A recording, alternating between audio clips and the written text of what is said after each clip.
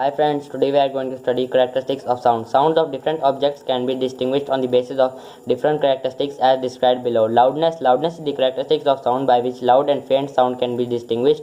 When we talk to our friends, our voice is slow, but when we address a public gathering, our voice is loud. Loudness of a sound depends upon the number of factors. Some of them are discussed below. Amplitude of the vibrating body. The loudness of the sound varies directly with the amplitude of the vibrating body. The sound produced by a sitar will be loud if we pluck its wires more violently.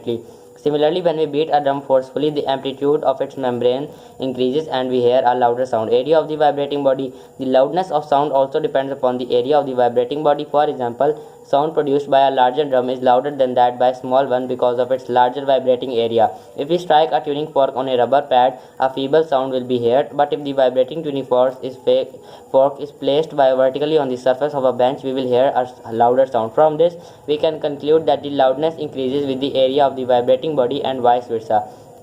Distance from the vibrating body. Loudness of sound also depends upon the distance of the vibrating body from the listener. It is caused by the decrease in amplitude due to the increase in distance. Loudness also depends upon the physical condition of the ears of the listener. A sound appears louder to a person with sensitive ears than to a person with defective ears.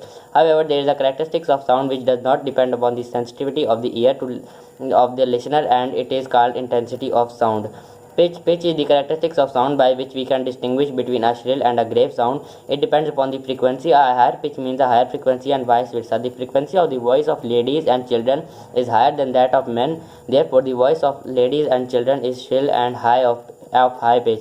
The relationship between frequency is illustrated. Quality. The characteristics of sound by which we can distinguish between two sounds of the same loudness and pitch is called quality. While standing outside a room, we can distinguish between the notes of a piano and flute being played inside the room. This is due to the difference in the quality of these notes.